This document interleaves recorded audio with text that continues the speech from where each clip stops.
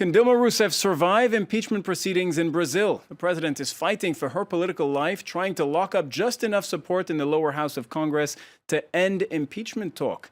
My guest this evening, Gabriel Rocha Gaspard, member of his citizen movement known as the 18th of March Democratic Movement. Ligia Maura Costa is with us, a Brazilian author, lawyer, professor at Sciences Po. We also have with us Juan Carlos Hidalgo in Washington, a political analyst on Latin America, and a former senator from the ruling Labour Party, Eduardo Suplicy, is joining us also over the phone. Thank you for making time for us. In fact, my first question, Mr. Suplicy, goes to you. All our guests agree that really we've been talking about the technicalities of the impeachment, the legal aspects of it, but all our guests here this evening agree that it's all about politics, with Dilma Rousseff's enemies essentially trying to put her down, take her out of office because they see a window of opportunity. Do you agree with that assessment? Well, what I know, and as a testimony of so many aspects and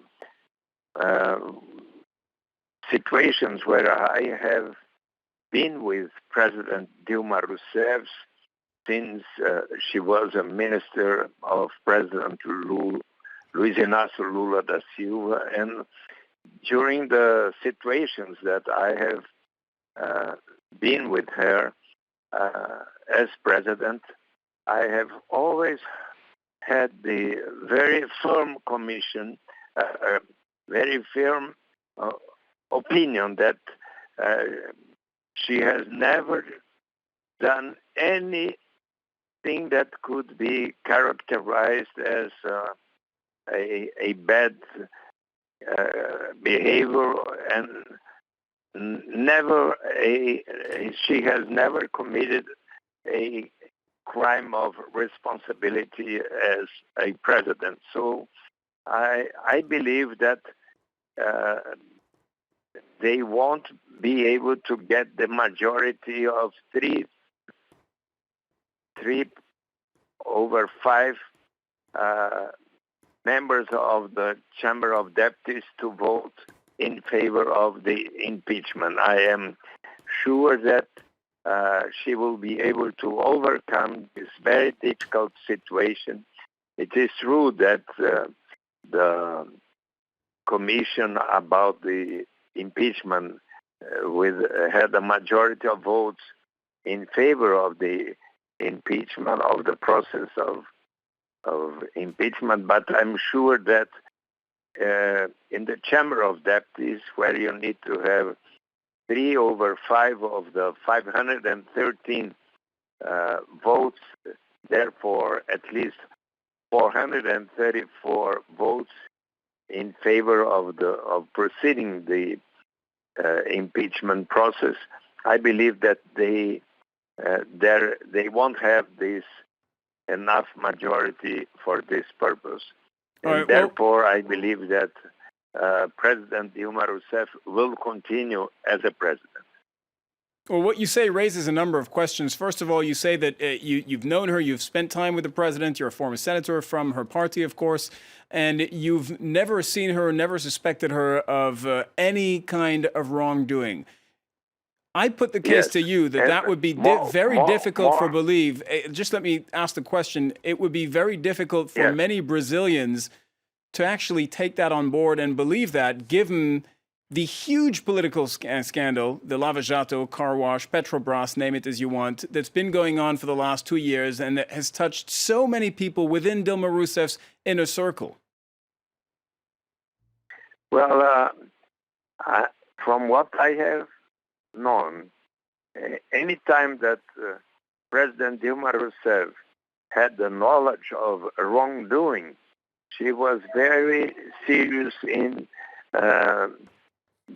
taking all the measures to prevent and correct those wrongdoings. And it is within her government that the federal police, under the Minister of Justice of President Dilma's government, that they have found out so many wrongdoings from people working at Petrobras and in other companies.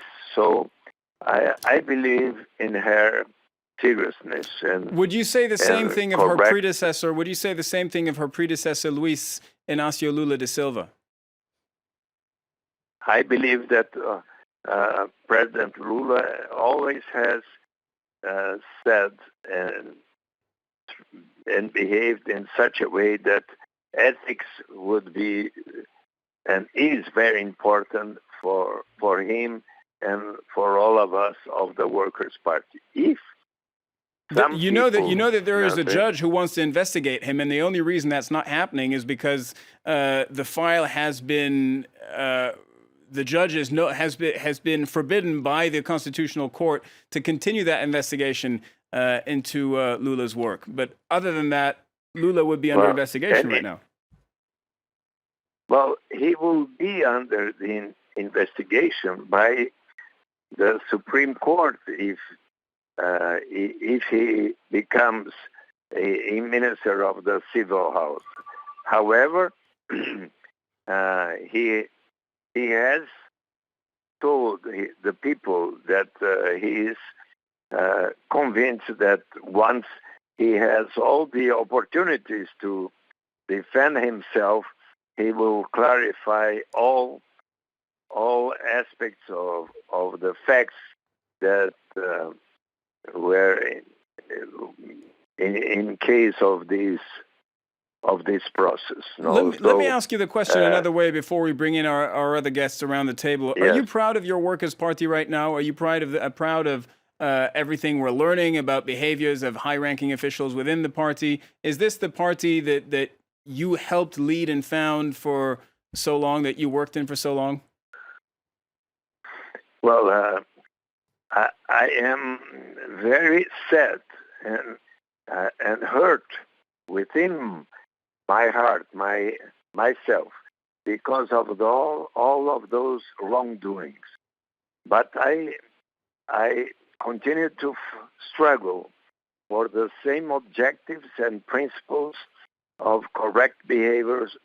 And if in a very big organization with more than 1,500,000 affiliates, if there are some people that have committed very wrongdoings, very serious mistakes and crimes, then what is our duty is to take all the measures to prevent and correct those wrongdoings. And where we are, for example, I, as a senator for 24 years and for 13 months as Secretary of Human Rights of the municipality of São Paulo, well, it is my duty to behave with examples of well behavior, with transparency, honesty, and doing the right thing. All right, Senator. That's what I can tell you. Senator, stay with us. I turn now to Brazilian democracy activist Gabriel Gaspard. Earlier, you were telling me that you support the democratic process, and that for you right now, that means supporting the president who is democratically elected, regardless of the content of her policies. Okay, but her approval ratings right now are 10%. Do you think this is democracy? Do you think this is representative of the will of the people when the highest political officer in the land actually doesn't have the trust of the people she's governing? There are other factors that influence in that evaluation of Dilma Rousseff. First of all, she's the first, actually the governments of PT, both Dilma and Lula, were the first governments that had the courage to face justice for real.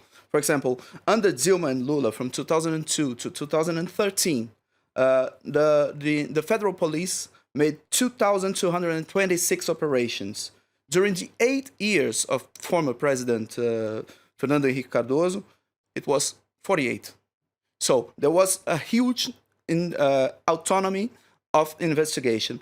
And there is a conservative media that's been working in Brazil from ever since, that is ruled by 8 or so families, that has been doing a huge campaign against these governments from the very beginning.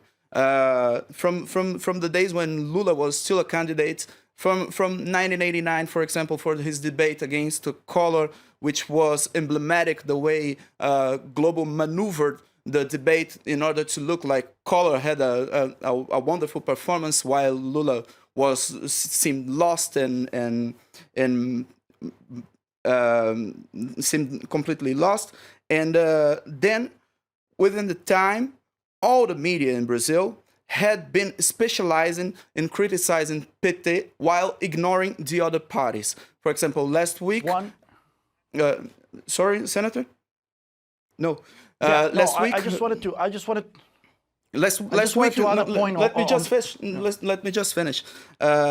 Last week, for example, the weekly magazine Isto É published a picture of Dilma Rousseff while she was supporting the Brazilian national team during the World Cup, and she was screaming, and it said hysteria, which is a sexist stereotype that we know for a long time, and everything personal. Another weekly magazine. So you're saying there are forces in the country that are conspiring against the Labour Party, be it Lula, be it Dilma Rousseff, and it's been going on for over 15 years. There's an attempt to criminalize PT.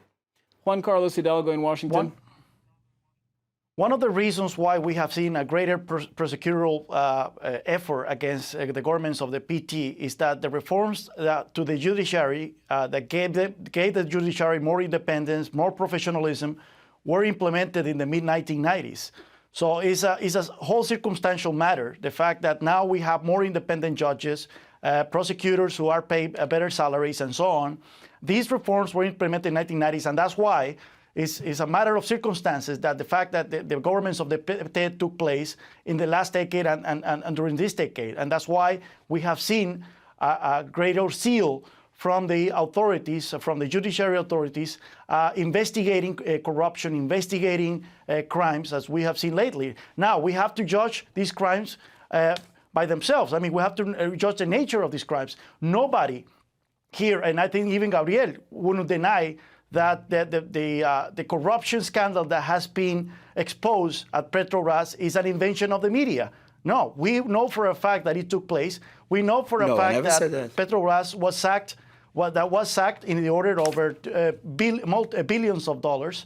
And we know for a fact that people from all the political spectrum, not only PT, but also from other parties, including the PMDB, the former ally of the PT, are being investigated, are being charged with crimes by the same federal police, by the same independent judiciary. So this is not a political vendetta against the PT. This is an ongoing investigation that is targeting different parties, different politicians, including politicians from the ruling PT. I just want to run our viewers through some of the key players in this impeachment campaign, just to show them who's who and who's accused of what. I mean, you have, of course, Dilma Rousseff, who's accused of breaking laws of fiscal responsibility. We discussed that at length earlier. And here's Michel Temer, her vice president. He's also the head of the PMDB, the Brazilian Democratic Movement Party.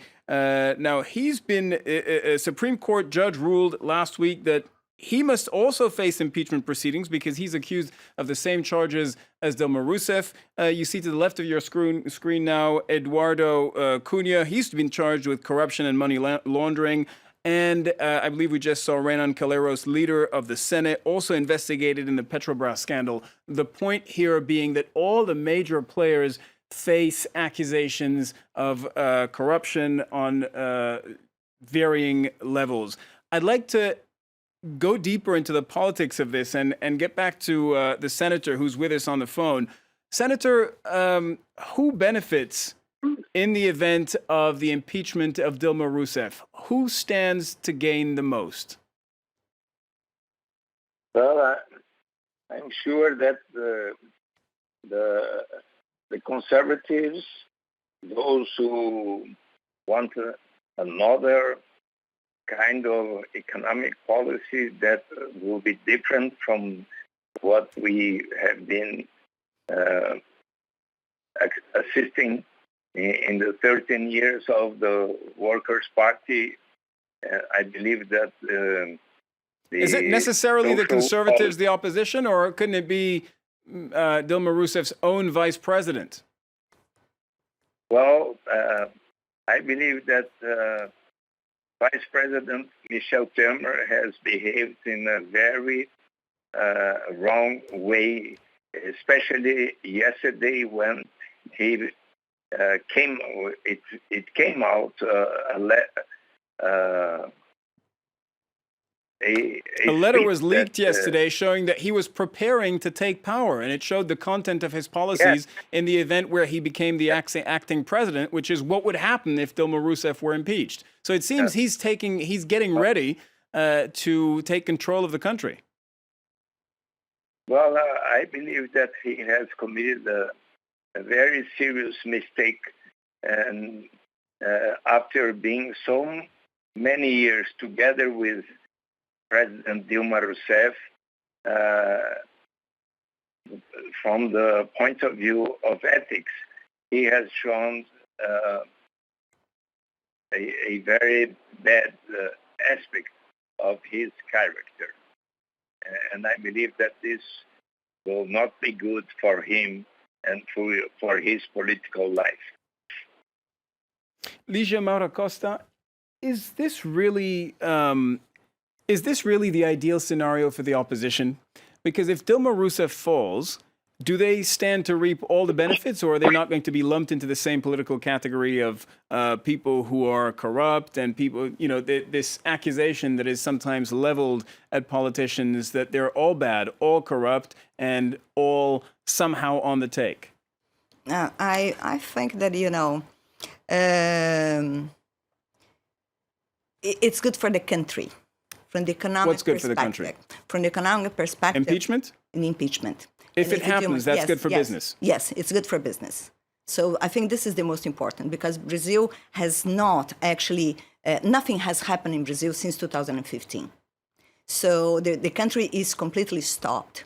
And the fact that there was a leak from the vice president, for your information, yesterday in Brazil, dollar went down and stock exchange market went up. So every single time that the markets see that there is a real chance that the impeachment is going to move on, so you have this economic view of the market saying now things are going to change and now we can go back and maybe invest in the country. So the markets see impeachment as a positive. Just before I let you continue, let me give you a few numbers. Let me give our viewers a few numbers on the Brazilian economy. It's currently experiencing one of its worst recession in a century. The economy shrank by 3.8% last year, expected to do the same this year, according to IMF estimates. Unemployment is 7.6%. Up from 4% 2 years ago. Inflation 6.5%, and the real, the Brazilian currency, lost a quarter of its value against the dollar last year. So everything is just trending down for the Brazilian economy. That's right. That's right. And it's very, very concerned for all the business people and for all the employees and employers, because actually the economic in the country has stopped. And every single time that there is a chance that the impeachment is going to pass, so the stock exchange market reacts very well, the dollar goes down, and so on and so forth. When, for example, Lula was about to be nominated for minister, the dollar almost exploded, besides the fact that the Brazilian Central Bank did intervene in order to stop, because it was almost more than 4, the difference, 1 to 4. So it was too high.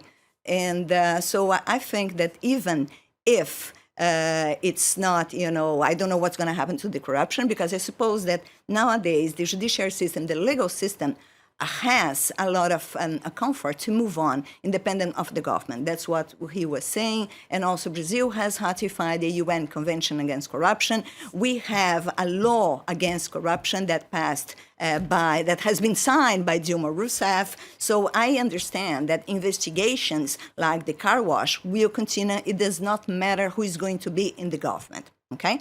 On the other hand, like you have a CEO in a company. The CEO of the company has done a wrongdoing, like, for example, Volkswagen, in the Volkswagen case. He has been cut automatically. And this is exactly what the market expects from Brazil.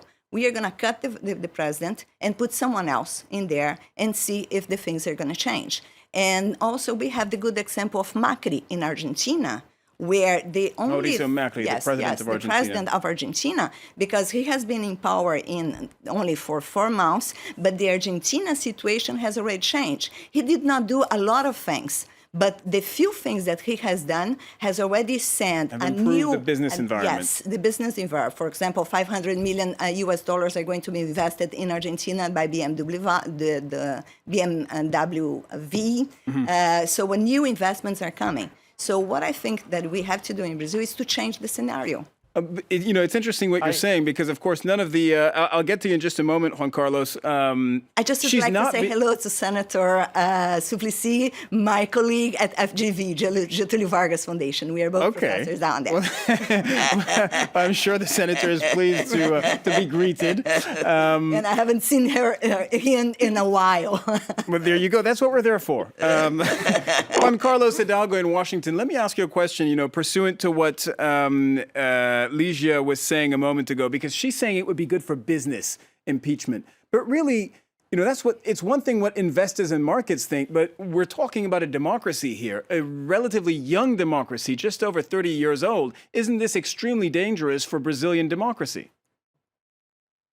It is a very complicated democracy on top of that, because we have 28 parties represented in Congress. Many of the reforms needed in order to kickstart the economy require constitutional amendments, changes to pension laws, changes to labor laws, and so on.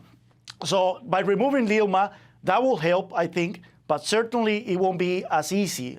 Even if President Michel Temer or future President Michel Temer, if he takes the job, even if he forms a government of national unity, he will have a tough task ahead in order to implement these reforms that are needed.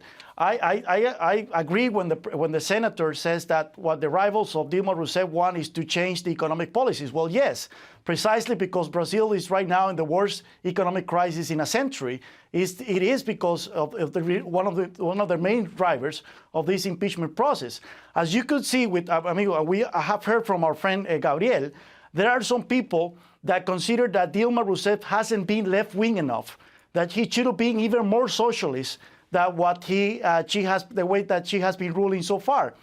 And this is why, as long as Dilma Rousseff remains in power, the reforms necessary to restart the economy won't be able to happen, because she will have to rely on her party. She will have to rely on those, a small part of her party that wants her to be more socialist, more left-wing, and that will make recovery impossible for the economy. Juan Carlos Hidalgo from Washington, thank you very much for joining us on the France 24 debate. That's all the time we have for today. I'd like to thank our other guests as well, Gabriel Rocha Gaspard, Ligia Maura Costa, and of course the former senator of the Labour Party, Eduardo Matarazzo Suplicy, for giving us his unique perspective on Brazil's deepening political scandal. Do stay tuned to France 24. More news coming up.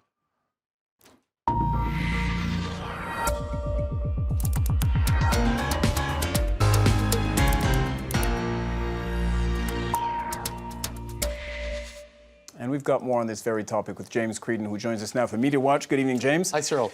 James, you've been scouring the internet, social media, and regular media, and you've had absolutely no trouble finding content on this. With my fluent Portuguese. No, but Correio Internacional has been doing some of that for me, Cyril, and they've been looking at the press reaction in Brazil to the crisis and to the possible impeachment of Dilma Rousseff.